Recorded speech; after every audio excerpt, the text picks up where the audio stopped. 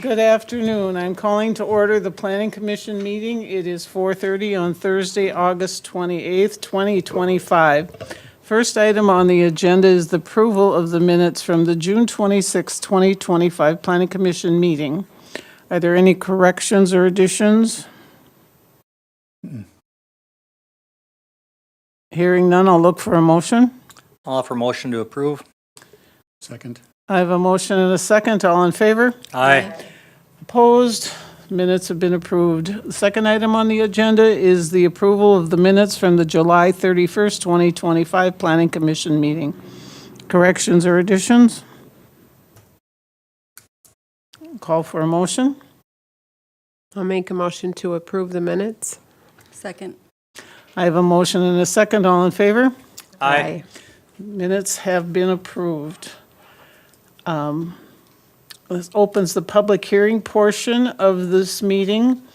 I'm looking at comprehensive plan amendment for the Garden Terrace 2. Report. Right. So this is a comprehensive plan amendment to amend the land use category for the property legally described as Outlot 178, except the north easterly 370 feet from medium density residential to high density residential. The applicant for this project is Matt Gatner on behalf of Garden Terrace New Ulm 2 LLC. They are also the property owner. Legal description for the property is Outlot 178, except the northeasterly 370 feet. There's a street address of 1011 North Garden Street. The property is generally located west of North Garden Street between 10th North Street and 11th North Street and south of Oak Street. Deadline for a decision on this request is October 7th, 2025.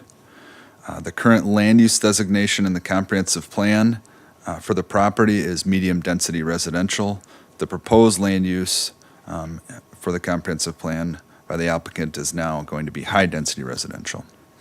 Surrounding land uses include to the north, high density residential and low density residential. To the east, low density residential. To the west, high density residential, low density residential, institutional / medical district. And then to the south, medium density residential and public and semi-public uses. Zoning designation for the property is the high density residence district. That's the R4 zoning district.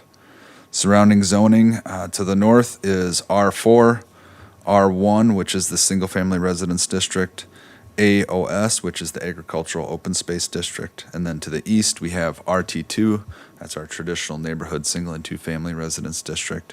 To the south is R4, and then to the west is R4 and R1. Currently, the site is vacant, but it does have a private street running on the south side of it. Current area land uses include to the north, Garden Terrace number 1, single-family homes, and then Hillside. To the east, single-family homes. To the south, it's vacant and the stormwater retention pond and the New Ulm Medical Center. To the west, Garden Terrace number 2 and the Oak Hills Living Center and more Hillside. Notice was provided to all property owners within 350 feet of the subject property on August 15th, 2025, and then published in the Journal on August 16th, 2025. To date, staff has not received any comments on this request. Utilities are located in North Garden Street and within the subject property. The comprehensive plan does not designate a park within this amendment area. Project designations. So each property in the city of New Ulm has 2 land use designations. The first is assigned by the city's comprehensive plan, and the comprehensive plan is intended to be general, long-range, and comprehensive in its viewpoint. The comprehensive plan has designated this property as medium-density residential. From a density standpoint, this category may allow 1 to 12 units per acre. Second designation is the city's zoning of the property. Zoning establishes a more precise land use for the property. For example, the city's comprehensive plan has 1 designation for commercial, but it has 4 classifications for zoning. There's a difference between the 2 land use designations. The city has recently updated both its comprehensive plan and its zoning ordinance. In some instances, the 2 land use designations do not properly match such as we have here.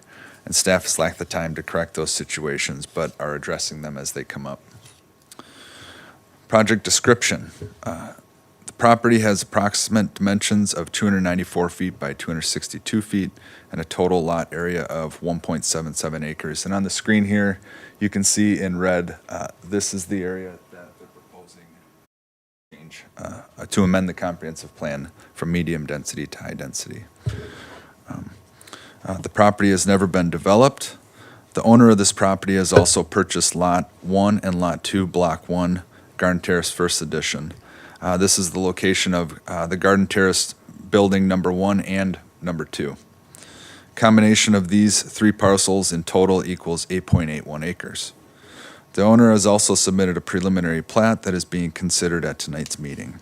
That plat would divide the property into 3 lots.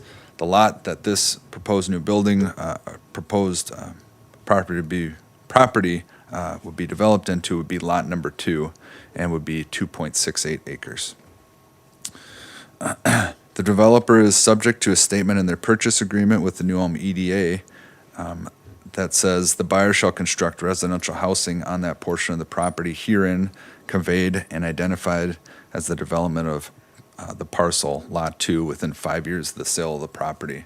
So when the EDA sold this property to Rebound Partners, they had a stipulation in their purchase agreement that this be developed into residential development.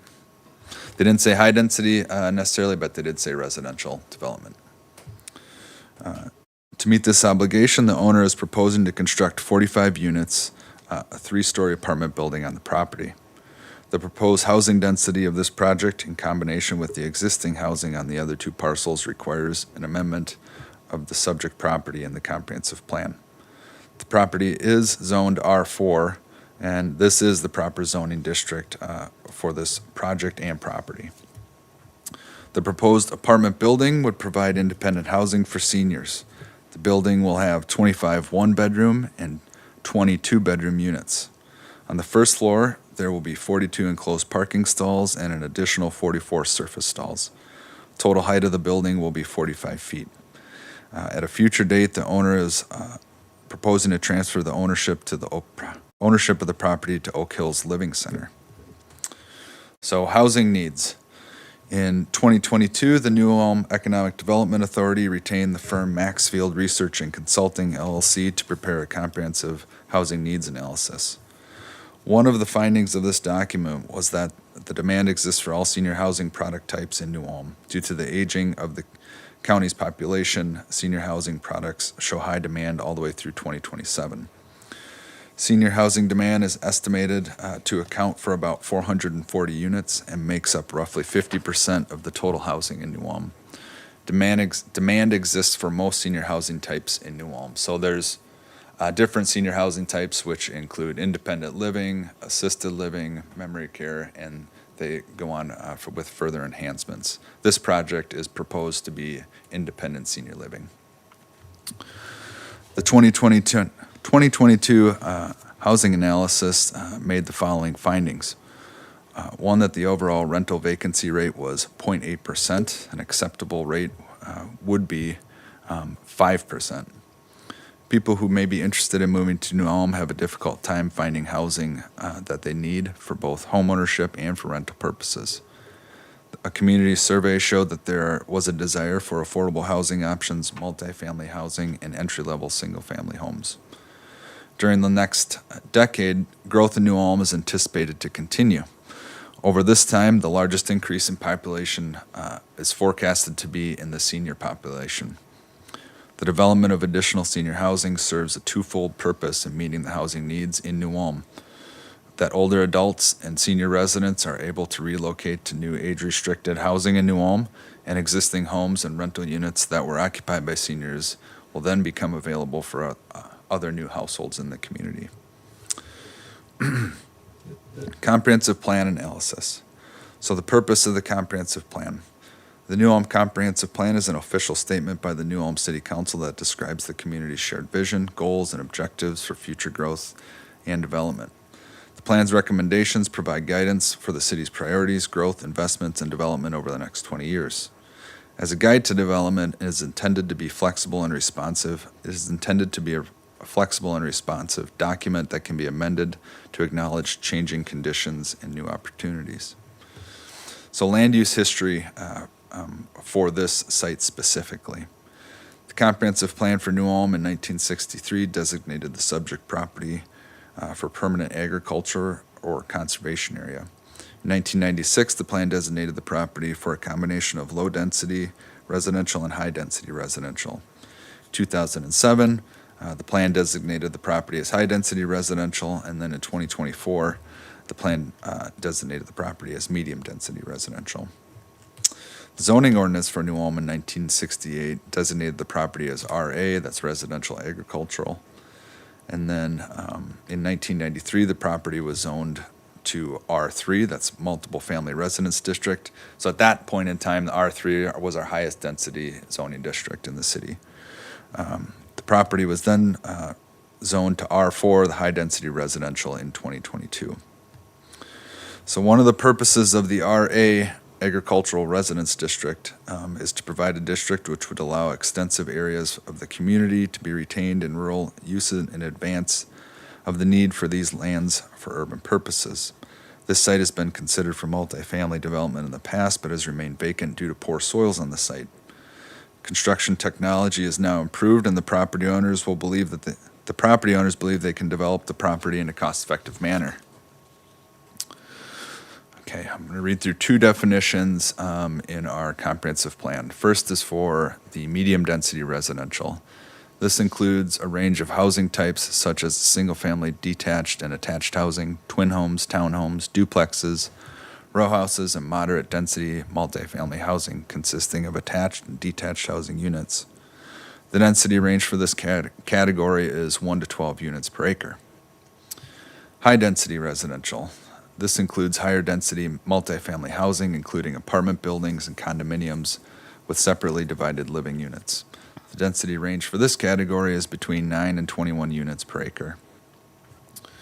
So as noted earlier, the new apartment units would be located on lot number 2 of the preliminary plat. The total square footage of this lot is 116,626 square feet, or 2.68 acres. The standards for the medium-density residential, or R3 zoning district, would allow for 21 units. Standards for the high-density residential, R4 high-density residence district, would allow for a total of 58 units.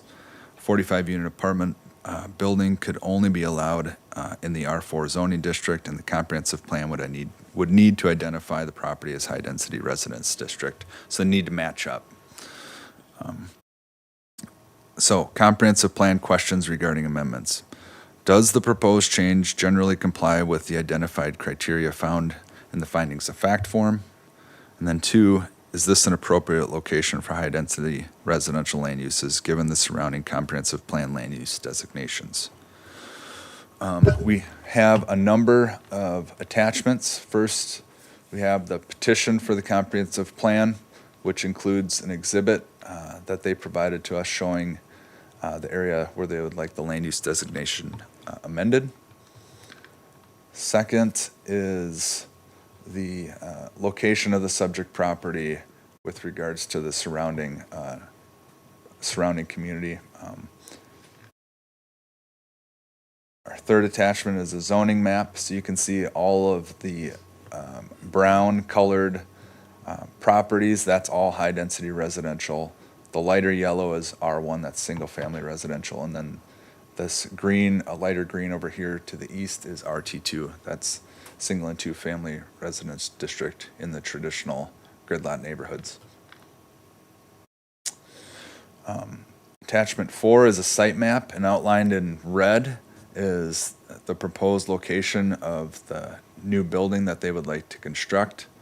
And when staff did measurements, at least off of aerial photos, Garden Terrace 2 to the north here is approximately 190 feet from the nearest residence, and the proposed new building is right in line with that and approximately 190 feet from the nearest single-family residence. They're also, the building is also proposed to be 130 feet from Garden Terrace 2 and also 130 feet from Garden Terrace 1. Here is our attachment number 5 is our comprehensive land use map showing that this property is indeed designated as medium density residential. Attachment 6 is a site and proposed plat map. So you can see it would be replatted. Lot number 1 would hold Garden Terrace 2. Lot number 3 would contain Garden Terrace 1. And then new lot number 2 would be the proposed Garden Terrace 3. Just in light of other or past applications we've taken a look at with high-density residential, we also did some cross-sections to look at differences in elevations with this new build at 45 feet as it compares to the houses across the street. And as you can see, it's going to be roughly, let's say, about 30-ish feet taller than the buildings across the street on Garden Street. But generally speaking, pretty close to the same elevations as the existing Garden Terrace buildings to the west. Here are some photos. This is looking from the north entrance of Garden Terrace towards Oak Hills Living Center and the hospital. This is taken from Garden Street looking north towards Garden Terrace 1 and 2 and then the private street. This is from the private street looking towards Garden Terrace 2. And then in front of Garden Terrace 1 looking northeast towards Garden Street. And then again, this is looking straight south. So the building would be proposed to be right in this area. This hillside would be cut down substantially. And lastly, we have attachment 9, which is the staff's responses to the findings of facts. And that would conclude the staff report. Thank you. Does anyone have any questions for the city or for the developers? I have a couple, if I Oh, you may. may. I'm wondering, John, do I understand from the report that the comp plan designation for this property changed in 2024 from high-density to medium-density residential? Mm-hmm. Why'd that happen? What was the reason for that? I think the idea was that there was going to be a buffer between the high-density residential behind it and the low-density across the street. All right. I also think at the time that because of the soils, the idea of a multi-story building maybe wasn't structurally feasible, but maybe a single-story type of attached development might be possible. Okay. And the only other question I've got is I notice in here that, I'll call him developer, will build a structure, and is the deal struck so that somehow it gets transferred then to Oak Hills Living Center in the future? And how's that guaranteed? How's that work? I would actually ask the developer of the project to answer that question, probably better than me. So. Okay. Could you step forward, please, and state your name and address? Good afternoon. My name's Jay Scott. I'm president of Rebound Real Estate. Our address is 527 Professional Drive in Northfield, Minnesota. First of all, thank you for taking this action tonight or reviewing this and considering this action tonight. We're excited. We bought the property back in March of 31 from the EDA, and really the reason that we were most excited about this was the opportunity to present this plan that we're starting to present to you this afternoon was really to be able to build a senior facility and add to the existing senior facilities that are here to try to meet the demand or the need in the community.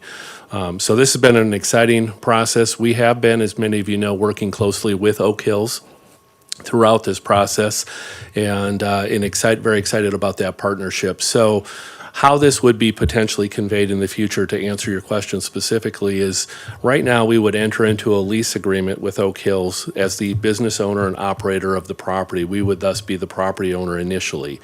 But in the confines of that lease agreement, there would be a right for Oak Hills to purchase the property from us. So when they are financially able to do so, those terms would be set forth and codified in that lease agreement, so they would have a contractual right to buy the property. They actually have that right with us at this present time as well for the Garden Terrace 1.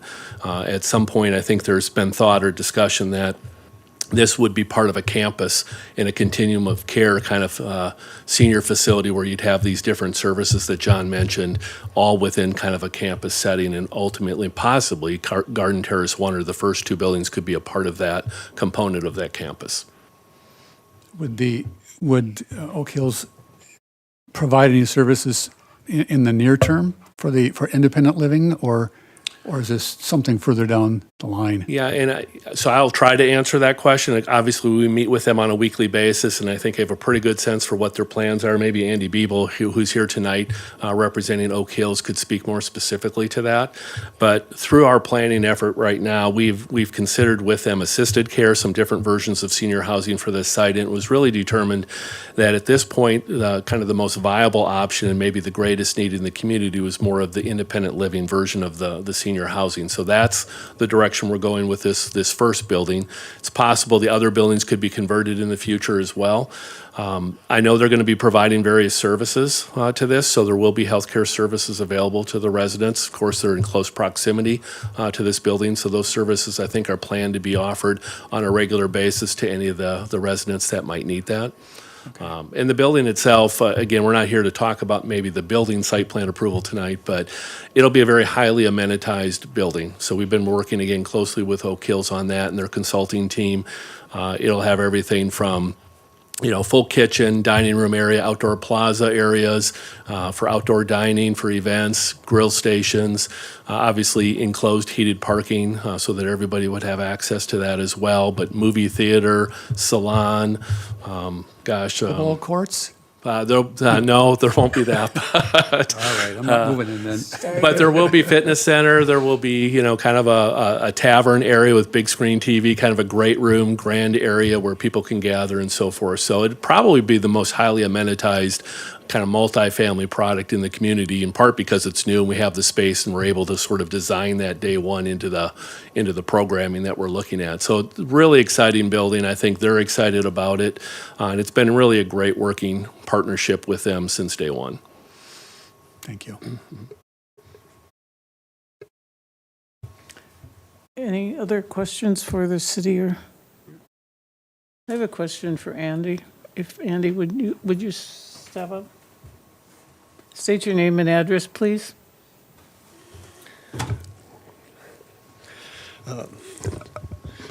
Andy Biebel, 1927 Crestview Drive, New Ulm.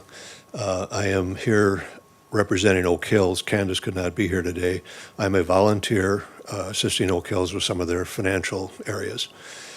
Retired CPA from New Ulm. I understand that, and I don't want to be putting you on the spot, but, and I'm just trying to get my head wrapped around this because there are so many senior communities now that have step-up communities, like you come in at the lowest level and you have ownership, this would be rental of a property, and then when you need, my husband could go into assisted living or care. Is that type of community being set up here, or do I still have to apply to get into the nursing home, or is it not? The concept is that those coming into the senior independent living structure would have a priority to move into additional Oak Hills levels of service. One of the things you should understand is that Oak Hills, and I think this is well known in the community, is struggling financially. Yes. And the reason is that they are essentially a skilled nursing facility. The problem with that is they are restricted by state law, restricted on what they can charge. They can only charge Medicare, Medicaid rates to everyone. So it's a real handicap to any facility that is exclusively skilled nursing beds. We've seen others around the area, the Lafayette's and other communities with just skilled level nursing close.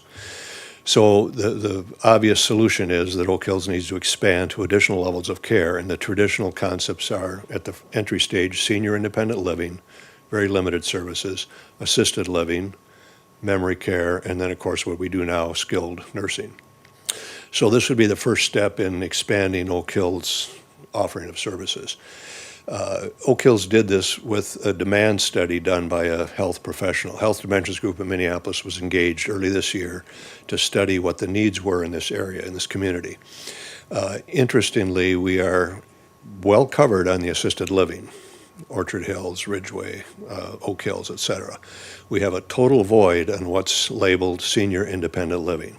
So senior independent living essentially is people that are capable of coming and going. They have a car, they move around on their own, they're independent, but they're at the stage where they would like some additional services. The basic services in independent living would be, number one, a meal a day, number two, some light housekeeping, maybe once a week, and then some health services, blood pressure checks, physical fitness plans, those types of things, which Oak Hill is equipped to deliver on all of those. And then, as people progress into your question, they'd have the further levels of services. So this is really a first step. It's not going to be a total solution for Oak Hills, but it's a first step. Okay. So all we need is the staff to support. I'm sorry? Do we need additional staff to support? They may need some, but not significant. As you probably know, with Good Assessing, Oak Hills is a very significant provider of meals. And this would be essentially just adding a meal literally 50 yards away for somewhere in the neighborhood of 40 people. So that piece is easy. They have physical therapy staff, they have healthcare staff. So those additional services, they have housekeeping staff. So this would be very small, incremental, and that's part of the profit model that hopefully makes this work for Oak Hills. Oak Hills is very valuable to the community. I think we all understand that. I'm just trying to understand then the difference between assisted living and independent living if you're providing meals and stuff, but that's okay, I guess my mind. Well, yeah, senior independent living is something that is attractive. People leaving the home could be just fine in an apartment, but are at the Right. stage where they're saying, you know, a meal a day. And I'll give you another example in the demand study, and I think this is telling. The demand study that we engaged looked at all of the facilities around our area within our market reach. They found that within the city limits of New Ulm, 3 of our assisted living facilities have 14 people that are actually independent living. They do not need any assisted living services, but because of the void in this community, we put dad, the example would be the 85-year-old dad who's living out in the farmhouse, not taking care of himself, not eating well, Right. not having anybody around, and the kids are saying, this makes more sense. Today, they're in assisted living paying $5,000 a month with no additional services, just a meal. This is a notch down from that, less expensive, but satisfies that need. And right now, we do not satisfy that need in this community. Excellent, thank you. Okay, Does anyone have any other questions? thank you. Thank you.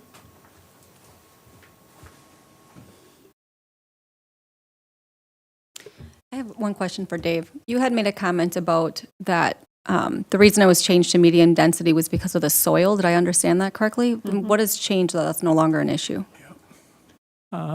It's a different type of structural system that would be utilized. Actually, the same one that we used for our swimming pool. Yep. Okay. It's something that has come on the scene more currently. Something that wasn't available, let's say, 10 years ago or 20 years ago. And being on the council, we did a soil boring test in the last 10 years as well, and that's what determined some conditions at that time. But, you know, new technologies come out and ways of building. That was my other, one of my questions to the city was, I see that there's retention pond in front of the parking lot for, if you go back back up a couple, please. Thank you. This one? That one, yeah. It does show, is that a retention pond in the bottom? Yes. Okay, so that is the drain the swamp kind of spot, but I look at the property now, and that used to have a water problem like it does in front of the hospital, but it seems to have mitigated because it looks pretty dry and is a nice lawn now. So that is there taking up the slack from, Well, any development like this in the city of New Ulm, the city engineering department requires stormwater management on site. It'll go to their holding pond Yeah. here, and then will be moved down to that larger holding pond that's in front of the hospital. so is this taking the direct runoff from the paved lot in front of it? Is that part of it? Yep, it should be both the lot, paved lots, and the building. Okay. And I see that there are driveway entrances into both ends of this building, rather than the other ones have just one entrance, if I recall. Nope, there is actually only one driveway entrance into the building. So the driveway comes in here, Okay. goes to the north, and then you can go underneath the building and then drive back out. Oh, you said, so it's an exit, all right. Thank you. When did this become senior only? Because when I remember visiting friends in that apartment, there were high schoolers and stuff. You're saying in Garden Terrace Yeah, 1 and Garden 2? Terrace 1 and 2. I mean, it's never been senior owned. Okay. Only. It's never been age restricted. It's just that a lot of the tenants, Have most be- of the tenants are of that age. Yeah. Okay, good. I thought- The building was originally just supposed to be market rate Yeah. housing. 'Cause- But the people that initially moved in were predominantly or exclusively seniors. Well, I had a friend that lived there, and she had a high school daughter. She just loved it. She had plenty of grandmas to take care of her daughter. Okay, so that really hasn't, it's just kind of developed to senior housing, okay? Well, the project that we're talking about tonight, the developer's talking about specifically Senior. age restricted housing. Correct. For seniors. But he's also talking about Oak Hills taking over possibly Garden Terrace 1 or 2. So that kind of leans it towards just strictly senior housing. Okay. That was my questions. Go for it. The, on this new building then, since it's intended as independent living, there will be people, probably every unit will have a car. I know this is not site analysis yet, but has parking been looked at? There'll be enough, there's going to be underground parking as well as surface, right? Yep. There's gonna be both, and they're gonna meet the standard that's in our zoning ordinance. Okay. It was what, 44 in the building and 42 above ground? To double check that. Yeah. That's almost 2 for 1 then. For 45. It was one short, I think, of one per unit, so. No, it's a little over 1.5 per unit. With Okay. the exterior, yeah, The it's one exterior. interior, okay, Interior, correct. yeah. Are there any other questions?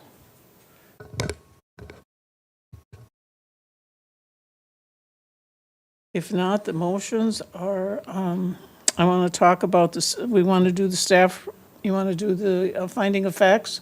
Well, if you all had had a chance to read through them, they're quite extensive. I would, if everyone's ready, I would just ask if they want to go and approve them, or Yes. see if they agree, rather than read the entire. Sounds good. And is everyone in favor, you've all read and in favor of accepting them as written? Yes. I've read them and accepted them. All right. So then I would call for a motion.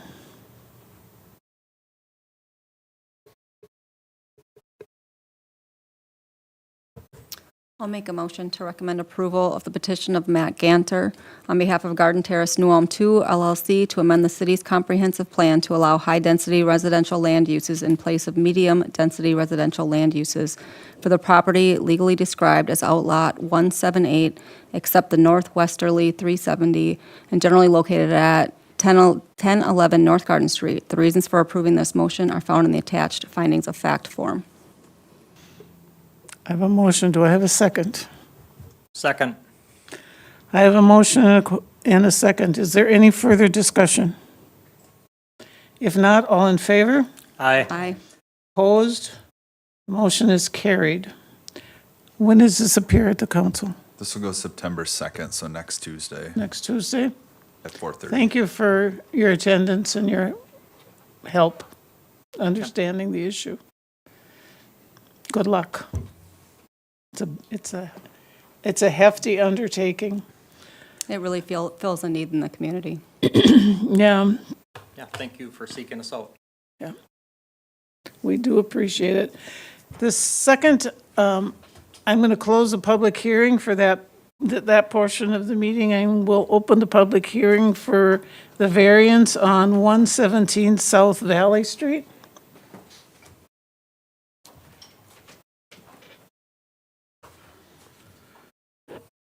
Okay. Staff report. In this particular case, the applicant is Larry Mack. The property owner is GNM Real Estate LLC. The legal description is Lot 10, except the southeasterly 2 feet of Block 1, south of Center Street. Street address 117 South Valley Street. Property is generally located east of South Valley Street and south of First South Street.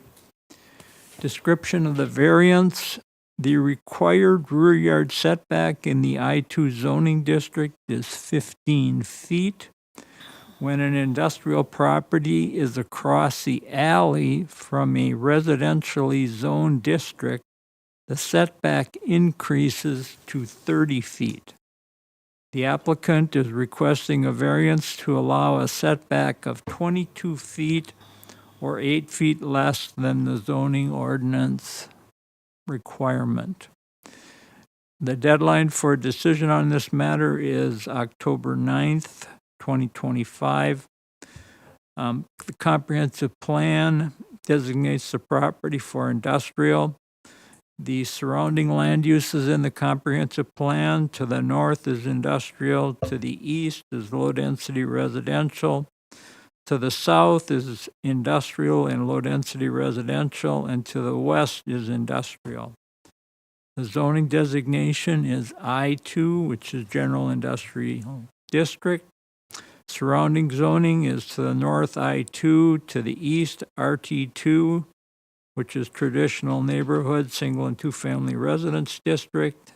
Then RT1, traditional neighborhood, single-family residence district. To the south is I2, and then RT2, and to the west is I2.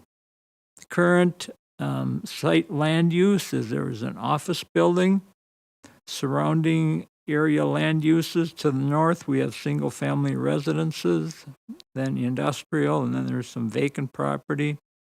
To the east we have single-family residences and Riverside Park. To the south we have a repair shop and single-family residences. And to the west we have a railroad yard, storage buildings, and then some vacant property. Notice was provided to all property owners within 350 feet of the subject property and published in the Journal on August 16th, 2025. We have not received any public comments to date. The purpose of the I-2 zoning district is to provide locations for a wide variety of more intense manufacturing and industrial land uses which, because of the nature of the product or character of the activity, should be located in areas that will minimize their impact on neighboring and less intense residential, business, commercial, and industrial land uses.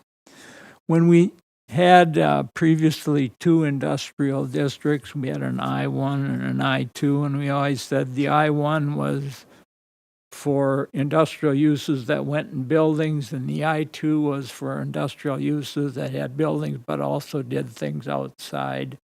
So a good example would be a construction company or someone like Hyman Construction Company who operated in that area, New Ulm Steel and Recycling. So those are the types of land uses that fit in that zoning district. The variance is requested for a property that has dimensions of 48 feet by 165 feet. The lot to the south has ownership of the southeast 2 feet of Lot 10, so that's where that 2 feet went.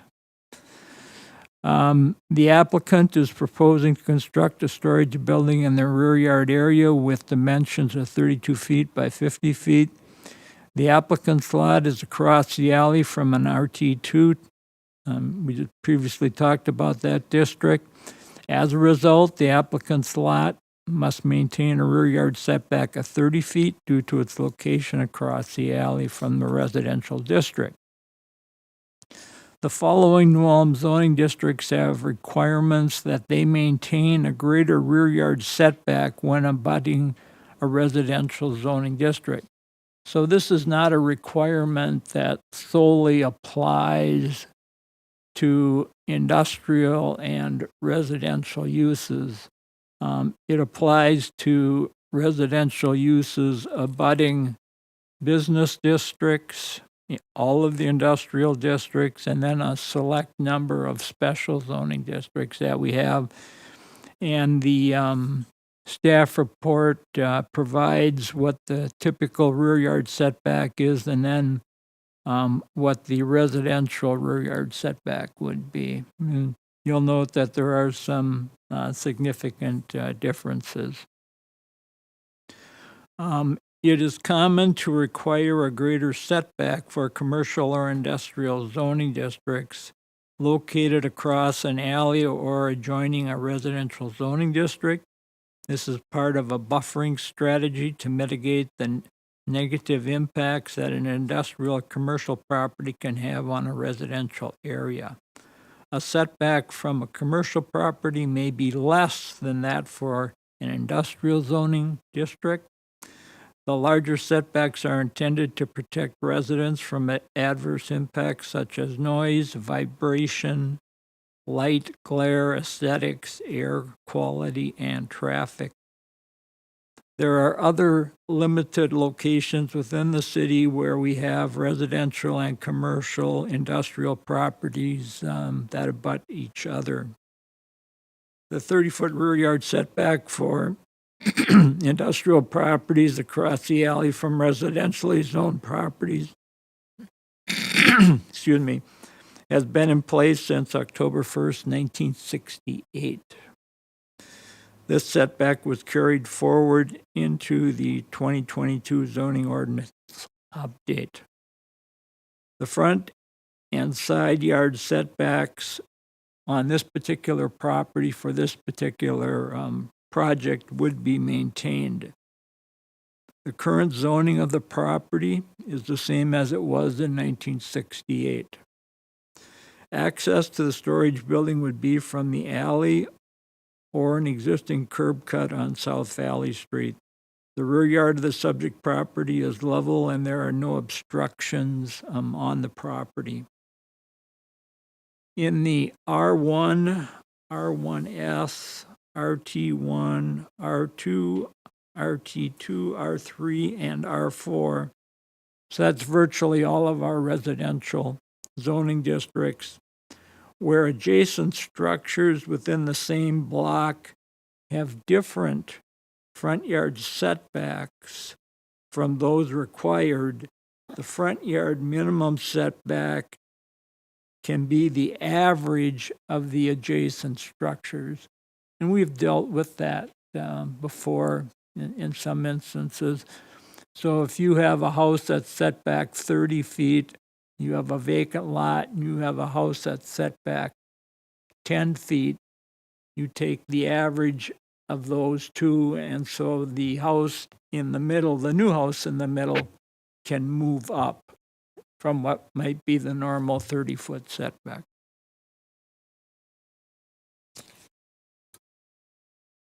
Yard averaging, that's the terminology that's used, is not legal or permitted in any other city zoning district or setback area. So yard averaging only applies to the front yard. Block 1 south of Center Street is bounded by South Front Street, First South Street, South Valley, and Second South Street. The half block of property facing Front Street has 7 residential houses. The half block of property facing Valley Street has 5 houses, 1 repair shop, and 1 office building. So 12 of the 14 structures in this block are residential. The half block of property facing South Front Street has been zoned R2 or RT2 since 1968. The half block of property fronting South Valley Street has been zoned I2 since that same date. I mentioned that, with the exception of the repair shop. In 1981, that property was rezoned to B2 to permit the use of an existing building that formerly served as a railroad hotel. It also served as a restaurant. It also served as a bar. It served a variety of different functions. It's a good way to put it. Yes. But the reason that it was there was because of its proximity to the railroad depot. The proposed new building would total 1,600 square feet. The remaining accessory buildings in this half block average 803 square feet. Those are the other garages in the half block. The zoning ordinance states the following about variances. Number 1, this process is intended to provide limited relief from the strict requirements of this ordinance in those cases where strict application of a particular requirement will create a practical difficulty due to circumstances unique to the individual property under consideration. And then number 2, variances are intended to address extraordinary, exceptional, or unique situations that are not caused by the applicant's act or omission. Staff does not believe that a unique situation exists in this location, and the need for the variance is self-imposed. The applicant has identified the width of the lot as the unique situation. The lot width does not prevent the applicant from meeting their rear yard setback requirement. When the lot was purchased by the applicant, the width of the lot was 48 feet. The requirement that a 30-foot setback be maintained because of the property's proximity to a residential area was also established at that time. A storage building is permitted in this location. With the exception of the repair shop, the remaining properties are residential, and the area has developed in this manner. So basically what we have is a residential area in an industrially zoned area. This has resulted in garages being closer to the alley for access purposes. And many of them are closer than they should be, and they have not maintained the 30-foot setback. The applicant has the option of reducing the size of the building or moving it to the west towards the existing building where sufficient area exists for the building. Further staff evaluation can be found in attachment 6, which is the staff completed findings of fact. Project considerations. In order to recommend approval of the variance request, the commission will need to adopt the findings of fact and recommendations using the review criteria as provided on the form in attachment 6. Planning Commission and City Council must make an affirmative finding on all variance criteria in order to grant a variance request. The applicant has the burden of proof to show that all of the criteria above have been satisfied. There are 6 attachments. The first is the application and a site building plan. And John has those on the video monitor. The second is the site location map. The third is the zoning map. The fourth is the site map. The fifth are ground level photographs of the property. And why don't you explain, John, what you're looking at? So this is standing in the alley, facing towards Valley Street, South Valley Street. To the left side of the picture is the existing storage building owned by the neighboring property owner. This is another view from the alley, also looking towards Valley Street. And to give you a better sense of where this building would be proposed to be located on the property, where my pointer is on the concrete, right here, this concrete line, the applicant is proposing to build from that edge towards the alley, out 50 feet. So from this edge of the existing concrete back towards the alley. And then this is a photo from Valley facing east towards the Minnesota River. So the applicant has stated that they would use this existing driveway to access the front side of the building, and there also would be should be access from the alley side as well. Thank you. Conditions, if this request should be recommended for approval. One is that the applicant shall pay the cost to record the variance with the Brown County Recorder's Office. 2, that the applicant will contact the city to verify the location of the building once it is staked. And 3, the applicant will provide a site plan showing the location of required off-street parking. Then 2 motions are provided, one to approve and one to deny the request. That would conclude the staff report. Thank you. I'm going to open it to questions, but I have one question myself. When did this 30-foot setback, how long has this 30-foot setback been in existence in the alley of a industrial building with residentials across the Since street? 1968. When did the building next door go up? That went up in 2000. Because that obviously is not in the Yeah, 30-foot but setback. that property, though, was zoned B2 at that time. At that time, okay. Yeah. There's a story behind this.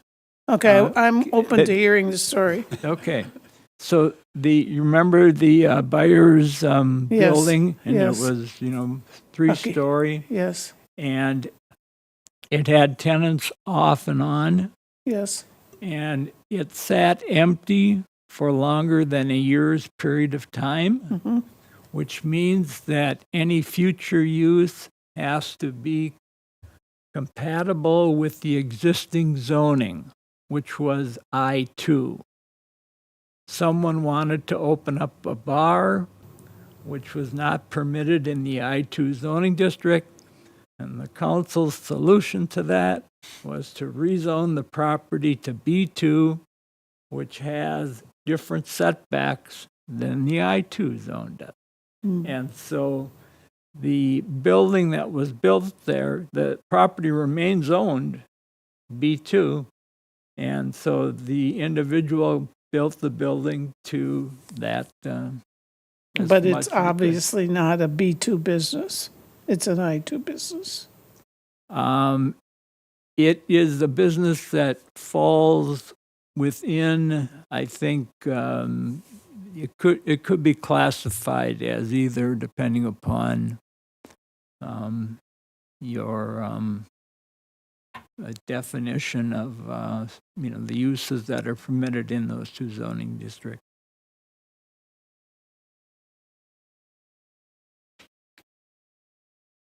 Okay. Why are there no setback changes allowed for averaging in alleyways, even if it's an I2? What? Averaging. It's Why not is it something only that, front it's not yard something that you find in zoning ordinances. Okay.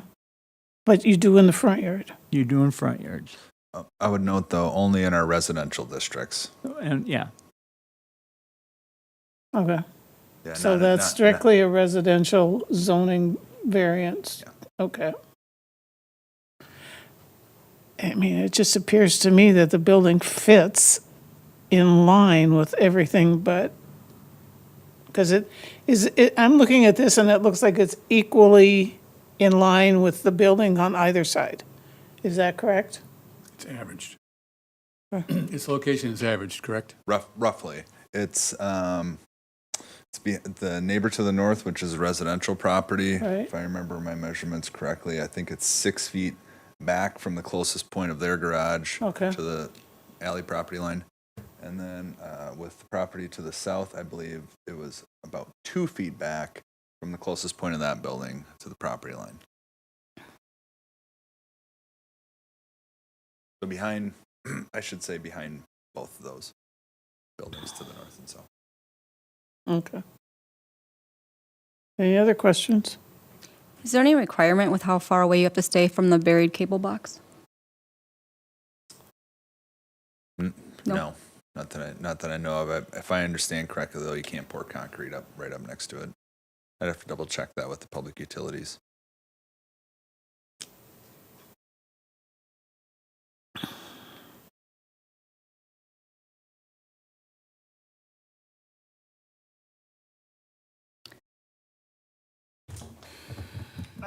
I'm looking at you.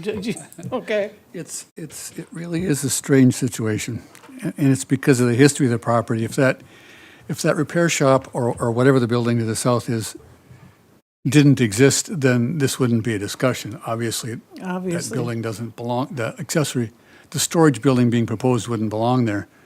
But I think there has to be a really good reason for variance, and I don't think it meets those tests. I know the property to the south of it is unusual, the history is unusual, but I don't think, in my mind, that satisfies the requirements for variance.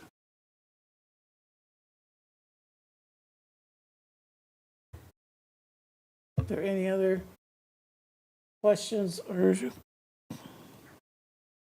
If not, I'm going to move to the finding of facts form and ask, has everyone read the finding of facts form? And if you agree with the conclusion or have any questions on the finding of facts form? My opinion might be different than others, but I agree with staff on this case, and so I support the findings of fact as they're written. Michelle? I agree. Bobby?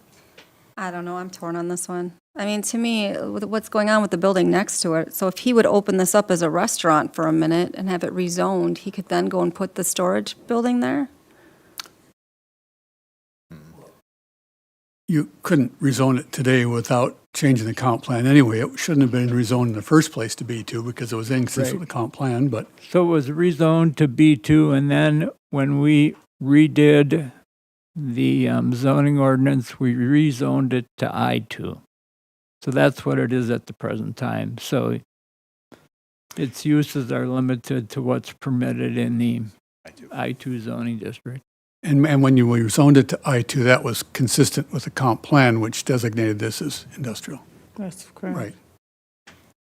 So to go back to B2, the question, the comp plan would have to change as well, and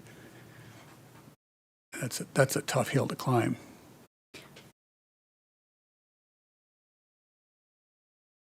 When this property was purchased, was it I-2? The building here that we're talking about, was that I-2 when they purchased this? I believe there was a fire there, and the building was demolished, and then the property was sold, and the person that purchased it built the current building that's there. The question is, what was it zoned, or is it It was zoned? zoned B2 at that time, So it was B2 and has been changed to I2? and has now been changed to I2. Yes. In what year? 2022? Wait, I think we're confusing things. I think we're talking two different I think properties. we're confusing Okay. things. This is the property Dave was just referring to. Well, Right. what is this? Bobby is asking about the property that the applicant's requesting Yeah. variance on. Okay. That's been I2 since 1968. Yeah. That building is an office building, it's been I-2. And the building next door This was the B2 property. was B2. I agree with you. I agree with all of you then. All right, I think it's unfortunate, the situation that occurred next door, but yeah, I agree. okay, I'm going to call for a motion. Because everyone has agreed with the condition, with the finding of facts form. Am I correct in that assumption? Yes. Okay. I'm calling for a motion. Potential motions are on page 4. Well, I'd move that we recommend denial of the variance request as documented by staff in the report with the conditions and the findings of fact. I have a motion. Do I have a second? Second. I have a motion and a second. Is there any further discussion? Hearing none. All in favor? Aye. Aye. Opposed? Motion is carried, and this appears next Tuesday. Next Tuesday, we go to the city council. Thank you. That closes the public hearing portion of that variance for 117 South Valley Street. I am now opening the preliminary plat for Garden Terrace portion of the meeting. Staff report. The preliminary plat of Garden Terrace, second edition. The first page is identical to what you previously read, so if you, or heard, so if you don't mind, I'd like to move to the second page, and to be honest with you, there may be things on, as we proceed, that have already been discussed, so we'll perhaps skip over those if you don't have any objection. Please do. The property being platted consists of 2 lots, and then I'm going to term it one parcel of property. The property generally slopes from the west and north to the east and south. These parcels total 8.8 acres. You're going to see 8.8 and 8.81. It's just a rounding situation. The parcel described as part of Outlot 178 has never been developed. 2 of the lots have the same ownership name. The third has a separate name. The ownerships, however, belong to the same company. So we have a series of tables. The first table shows, the current information of the property.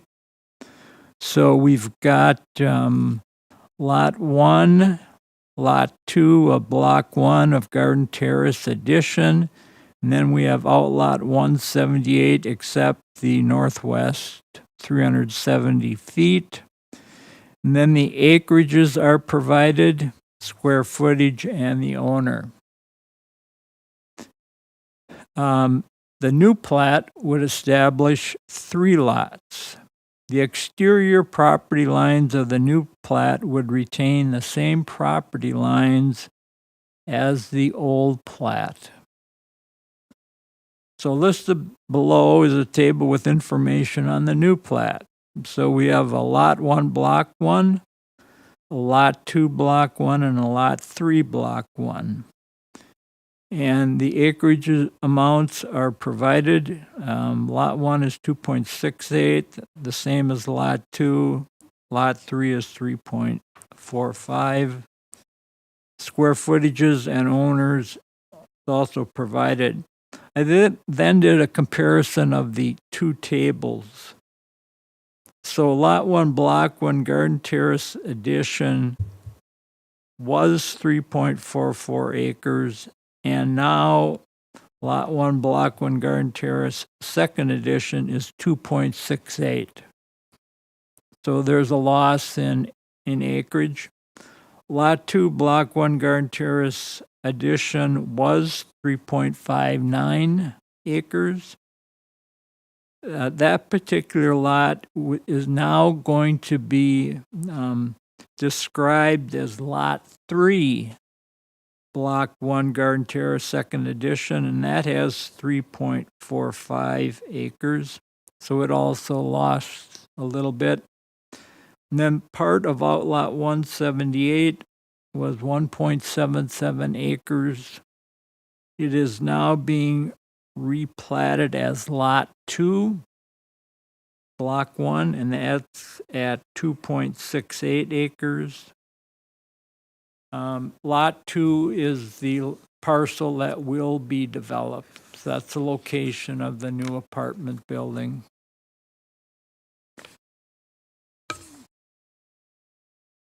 You've already heard that the owner is proposing to construct a 45-unit building. The building will be consistent with the R4 zoning district.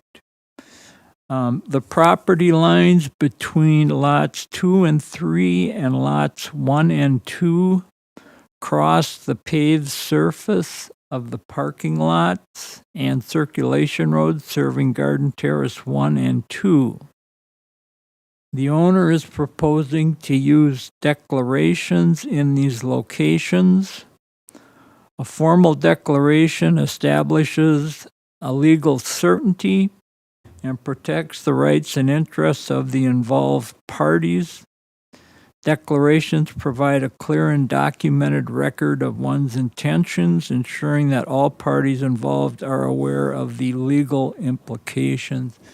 And John, maybe you could just show where that property line runs across and where it crosses the existing parking area.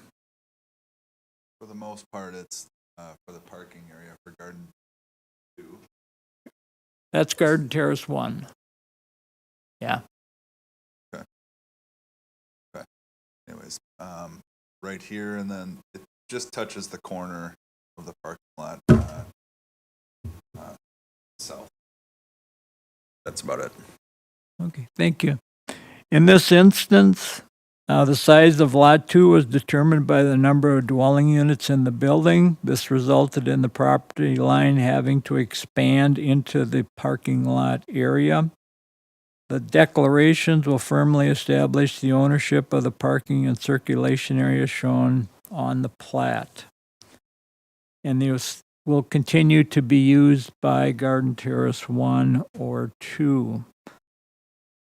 As was previously discussed, upon completion of the project, the ownership or the potential leasing of the property is what will potentially take place. Attachments include the preliminary plat, the site location map, the zoning map, and the ground level photographs, which I think you've seen all of these previously. Staff would recommend approval of the preliminary plat with conditions since it complies with city code requirements. There are 4 conditions. Number 1 is pay the parkland dedication fee of $3,150 for the plat. That's $1,050 per lot.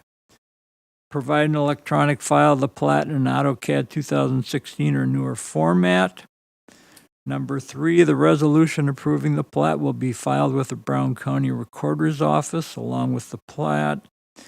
And number 4, the applicant shall cause to be recorded against the property contemporaneous with the recording of the plat, a declaration of easements and covenants in a form approved by the city addressing the rights and division responsibilities between the platted lots with respect to the parking lot encroachments. And I want to advise the Planning Commission that the city attorney wrote that. You have 2 motions. One is to recommend approval and one is to recommend denial.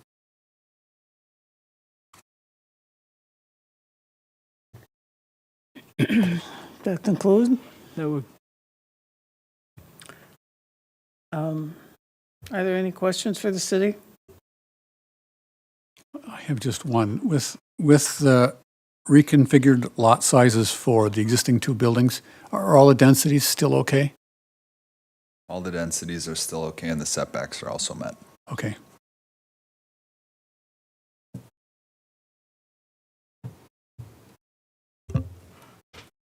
I got nothing.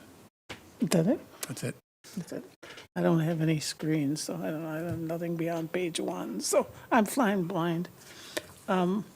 So I hear no questions and no further discussion, so I would call for a motion. Offer motion to recommend approval with conditions of preliminary plot of Garden Terrace 2 addition. Second. I have a motion and a second. Is there any further discussion? Hearing none, all in favor? Aye. Opposed?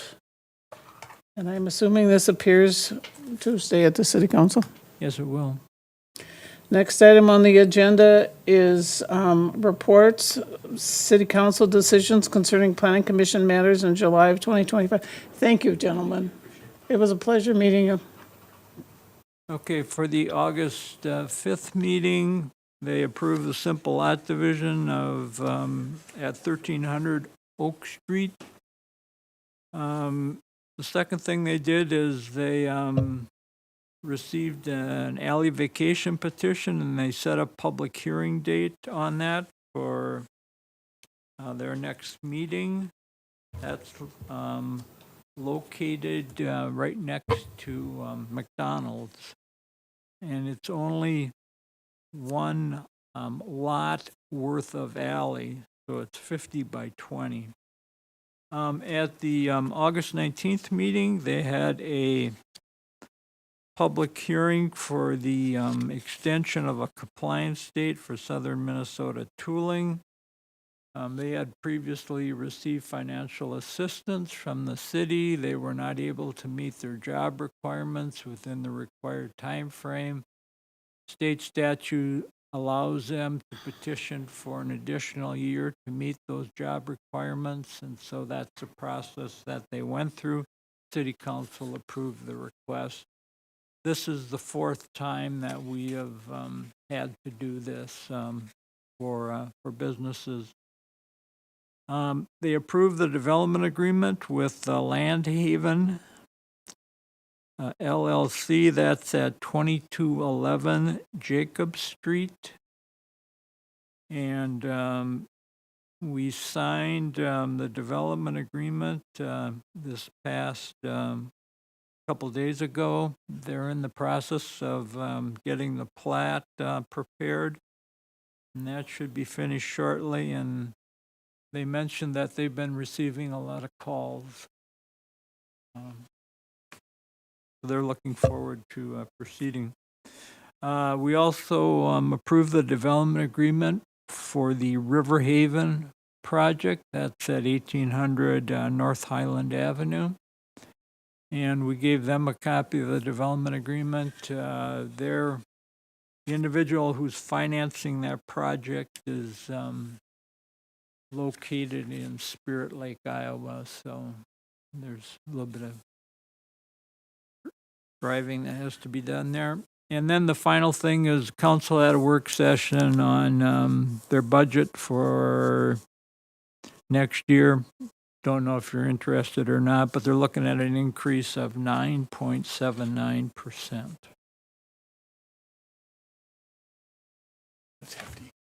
I understand they've got equipment moving into Keepers, is that correct? Yes, they're under construction. Good. Heritage Preservation Commission? No items, okay, thank you. Is there any other business that needs to come before the commission? Hearing none, we stand adjourned.